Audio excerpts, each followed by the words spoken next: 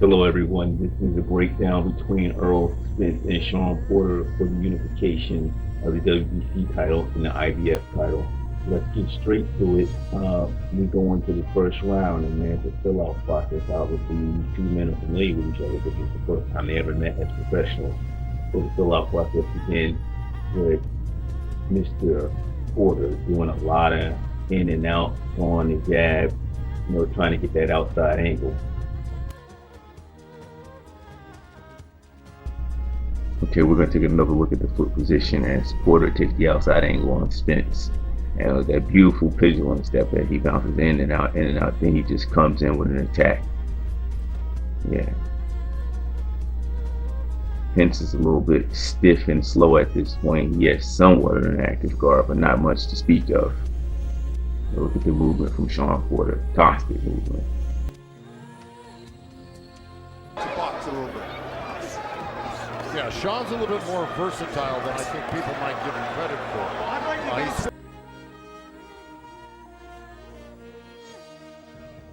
for. Wouldn't be bullied. He even showed great potential. Look at this counter right there. Look at it. You saw he pivot out and then force Spence on the rope. That's beautiful boxing right there. Beautiful. He's gonna swarm you.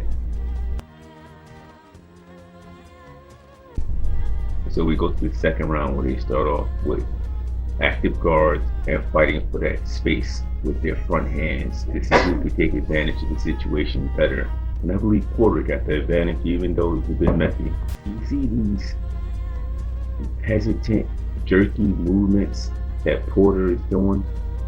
These movements right here, he's using this to read Errol Spence's reactions and analyze what he might do to land punches like that in combinations like he just landed. Errol Spence is just throwing punches without really taking advantage of the situation and learning what his opponent's going to do. Now he got a counter there, but that was just because he had good timing. Porter looked like he doing rope drills in the ring.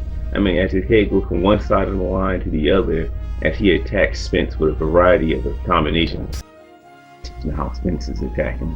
Spence, he moves his front foot first, leans over with his upper body, and then shoots his attack. It's very mechanical, and Porter's going to get the timing on it. Watch it very closely.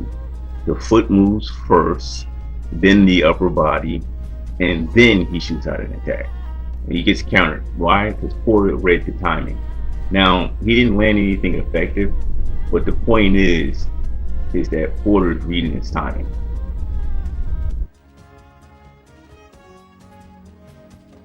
So I've slowed this video down to show you that every time Errol Spence puts weight on that front foot, Porter knows to counter or to get the hell out of the way. Like a psychic right there. Porter almost looks like a psychic right there. It's not that he's a psychic, it's that he's reading his body language.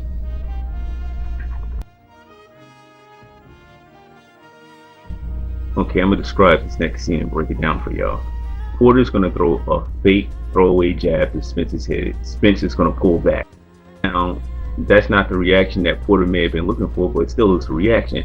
So part 2 of the plan is, if he reacts, then I throw long shots to counter him with off of that reaction, and let's see what happens. He lands a straight right and he's held by Spence like a true professional. Pushes it down a little bit, and that can tire your opponent out too. And here you see where he's doing that herky-jerky move, and Spence is a little off balance. He stepped on his foot too. Oh, he stepped on his foot as well. That's what made him trip like.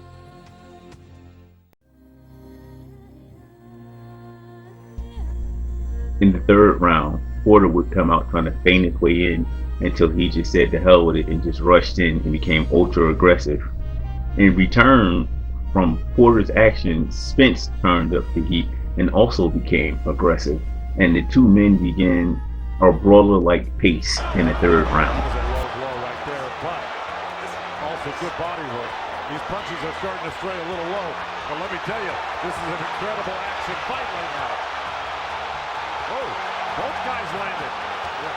The crowd loves it. Spence was doing a good job moving like that.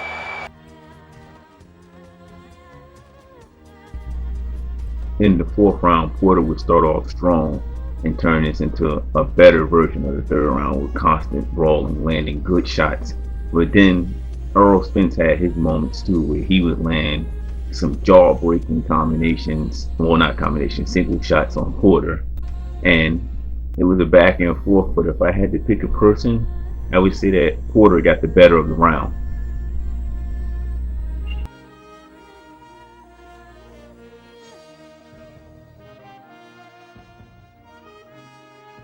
Porter comes out as just aggressive as he was in the previous round. But now at this point, Spence is starting to show more defense and starting to counter when possible. With Porter's aggression, at some points in time, is while Errol Spence would back up, he would run into shots, perfect left hand counters, and have to hold. Where it looks like Porter started to show some signs of getting tired.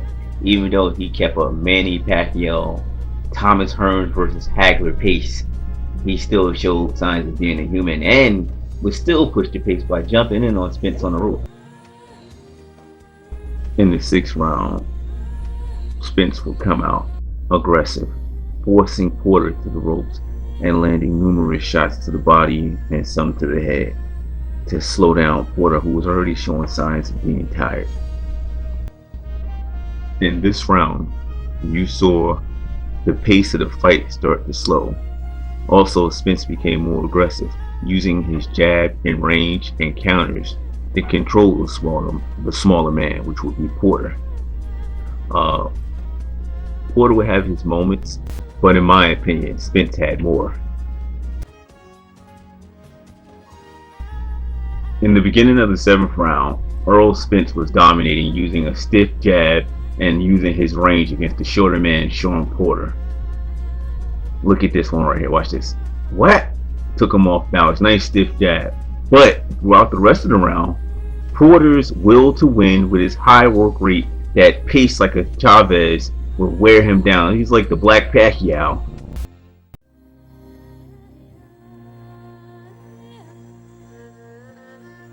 Considering this is the pace that he likes to fight at, I would have to give the seventh round to him. And now we're gonna make our way into the eighth round. But he did show some pretty good movement, some nice combinations, and he's very entertaining.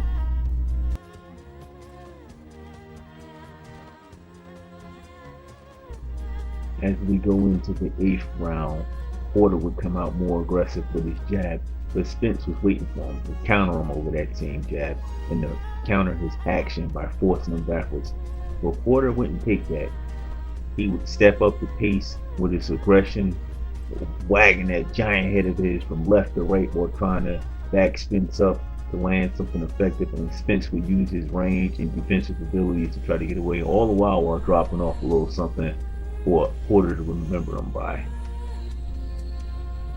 The eighth round was good. Porter pressed the action, but received nothing but leather for his troubles. Now we're going to take it into the ninth round. As soon as Spence puts weight on that front foot, he gets countered by Porter, and Porter rushes in with more aggression. This guy doesn't stop. He's like the Energizer Bunny. He just keeps on coming and coming and coming. As you may notice, at this range, it favors Porter. He's landing the harder shots, but Spence isn't just laying down. He's fighting back too, even though he's at a disadvantage by fighting this close to the smaller man with the smaller arms who work at a higher pace. So we're going to slip into the next round at this point.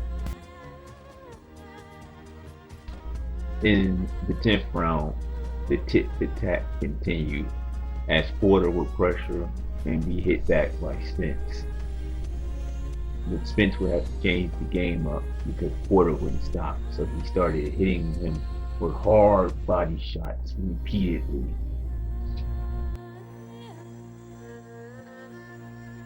It would come to a point in this round where Spence started to hit Porter off of his feints and fakes.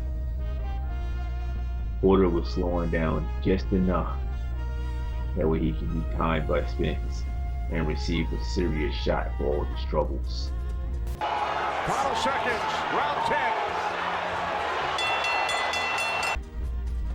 10. We are now stepping into the championship round, the 11th and 12th round, to decide this glorious battle between Errol Spence and Shawn Porter for the unified WBC IBF Championship.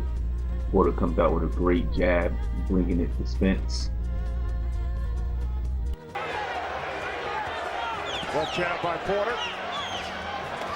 So let me clarify that cut on Spence's head. You know, it couldn't come. So now Spence backs Porter into the corner and delivers body shots, but Porter is able to turn it around and turn it into a brawl up against the ropes. You know, his style. Constant pressure, constant movement, just bringing it to Spence. But Spence is defending himself. Okay, you know, he's not doing the best job, but he's doing a good job. In my opinion, it looks like Spence is landing the harder shots.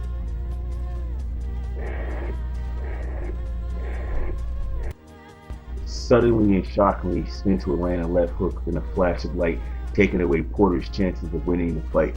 I believe this shot right here decided it all, ladies and gentlemen. And you can see it on Porter's face as he walked back to his corner. Sorry, son, it didn't happen this time. Even though, to me, in my opinion, it should have been a draw at the most. But this definitely took it away from him. As the referee comes in his face, he knows his chances of winning, if he doesn't get a knockdown, are slim to none. Because Spence is the up-and-coming guy. Shawn Porter was ready to fight. Look at the intensity on his face. This guy is ready to throw down. If there's one thing about Shawn Porter, this guy has heart and big balls. He's ready to fight. Look at this guy, aggressive. But sadly to say, it's not really much he can do. This round was decided with the knockdown, and I believe the fight was also decided with the knockdown. So let's go to the 12th round and bring this to a conclusion. This is the 12th and final round. We start off the 12th with Shawn Porter being a little jittery as Spence tries to walk him down. Porter leaps out, but not very effective. Spence looks like he's trying to lead with that jab and then sets up and up. Porter lands a hard shot. Watch this. Wow, look at that jab. Countered by Porter. A lot of heart, but it looks like Spence is the fresher man out of the two. Watch as Porter takes a look at the clock to see what time it is. In my opinion, I thought Porter did enough to win the fight, but since he got knocked down, I thought it should have been a draw. But Spence is obviously the sharper fighter at this point, and Porter was backing up. Even though at some points he recharges his energy and comes back strong, he's still not dictating the fight. Spence is at this point. So, without further introduction, let the slugfest begin until the end of the fight, as these two rock it out to the end. It's a shame that Porter gassed out because he gave a good account of himself. He's definitely a champion. Good night, ladies and gentlemen.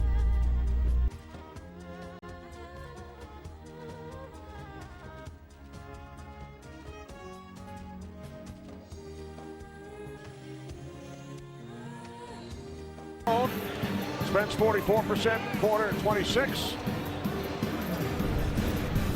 And head body fight. In favor of the winner, he is now the WBC.